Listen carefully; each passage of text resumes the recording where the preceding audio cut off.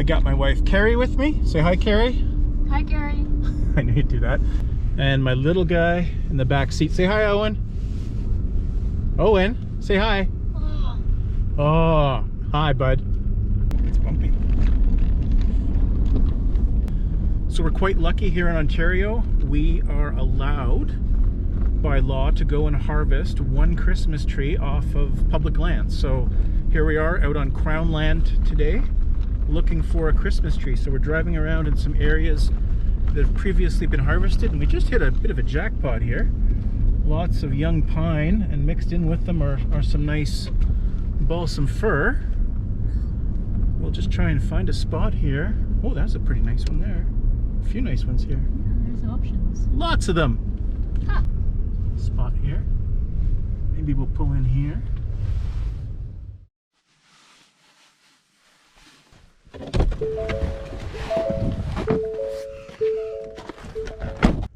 This is definitely the spot. People have been doing the same thing right here. There's a snowstorm forecasted for today, and it just started. So that's why we're out now.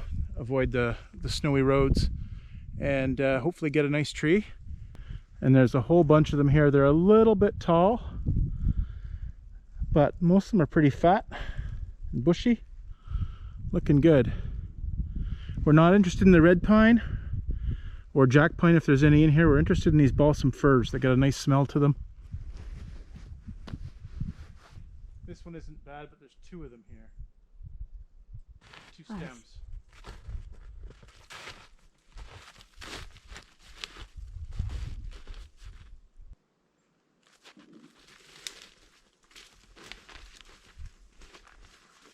This one is nice.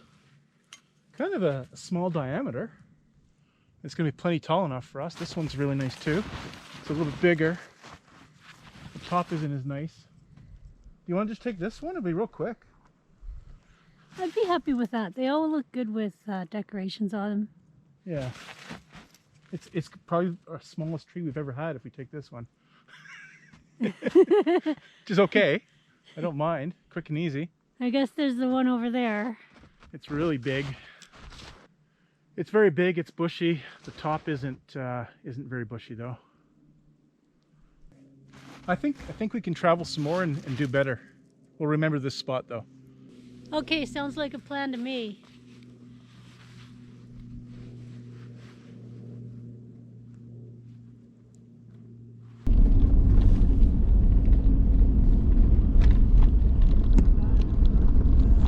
I think that one looks really nice, actually.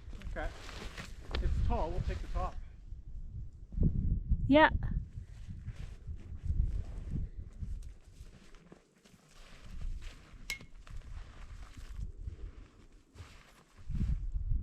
It's a spruce. Oh, is it? Yeah. It's not a fir. Do you still want it? No. Okay. Spruces smell in the house. Yeah, that's what I thought. Will we ever find the perfect tree? Will we make it home before the blizzard snows us in? Yeah, probably.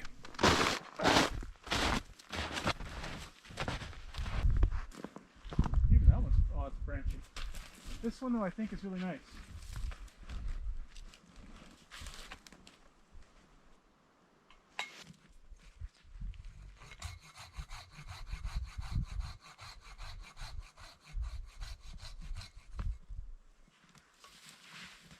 Here we go. Nice. Yeah. That'll do. That works awesome.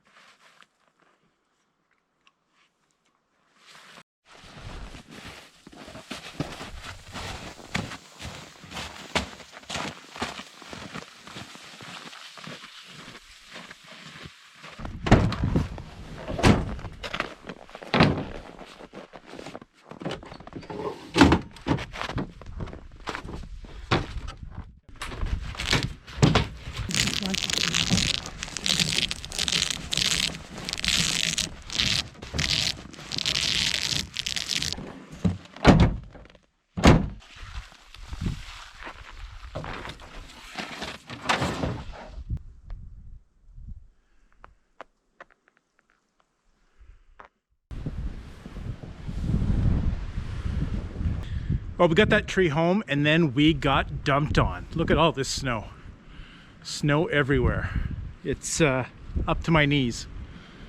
Let's clear some snow and we'll talk about that tree.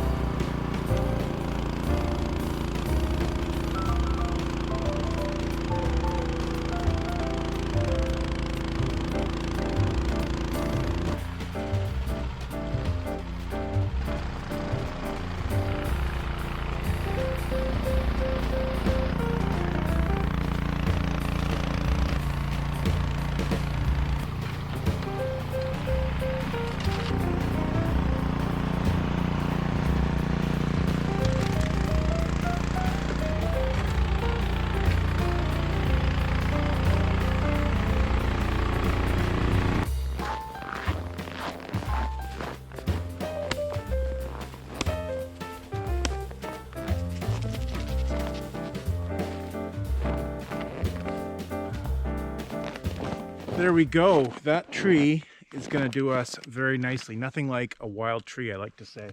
This is the time of year that I see a lot of debate online and other sources about how should you get a tree, where should you get it, what is the most environmentally friendly way to get a tree. And I got some advice for you. Number one, don't sweat the small stuff. It's just a tree. Don't get into arguments with your friends and family over the tree and where you sourced it from. There are so many other bigger things that are more environmentally impactful over the holidays than a tree, such as your travel, gift buying, all that kind of stuff. That's way more impactful than a tree in almost any form. I do believe that getting a tree from the wild is the most environmentally friendly. We drove only about 20 minutes to go get this tree. We could have walked down the road and maybe found one almost as good. We like to go for a drive and make a family event out of it. And balsam fir is great for a Christmas tree. It smells great, and it is not the crop species that they're going for out in the forest. Balsam fir comes back very sparsely after a fire, and it comes back more aggressively after a cut and plant. And that's what they did. That site was planted to pine and probably some spruce as well. Like I said, here in Ontario, we're very fortunate. We're allowed to go out and get a Christmas tree, at least up here in the north. This regulation applies to north of the French River. Every household in the province is allowed to go get one tree for free off of Crown land. Probably not a good thing to do in southern Ontario because there's just too many people and not enough trees. But up here in the north, where the population density is really sparse and we have a lot of trees, taking the odd balsam fir out of the forest doesn't make a difference. So in my opinion, getting a wild tree has the least environmental impact. Probably the next best after that would be to get a tree from a local grower. If you have a tree farm near you, that's probably the best way, is a local tree.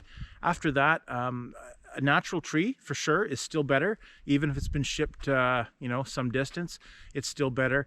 Now, the research that's been done on artificial trees is pretty extensive, and of course, artificial trees vary quite a bit, but generally speaking, the average artificial tree consumes an awful lot of resources. There's a lot of plastic and a lot of water and energy went into making a plastic tree. And so what the research says is that one of those trees has about 20 times the environmental impact as a natural tree. And of course, I don't fault anyone who gets an artificial tree. My parents just got one this year. for the first time ever, I think. But they're getting older and there's a lot less maintenance. What if you live in a city? Everybody's situation is different. If you live in a city, I'm not going to be bringing something like this home on the subway and up the stairs to my apartment. So I get it. If you do get an artificial tree, what I really recommend is that you get a really good quality one that is of a style that you think is going to last a long time and you're not going to want to replace it. Like I said, an artificial tree has about 20 times the environmental impact as a natural one. And so if you do get an artificial tree, you want to hold on to it for a long time to spread that impact out over a number of years. Hopefully you can buy a tree that will last you 20 years or more. So there's a little bit of free advice about Christmas trees if you're interested. The holidays are approaching, rapidly approaching it seems. So I just want to wish everyone who watches this channel a very Merry Christmas, and we'll see you soon.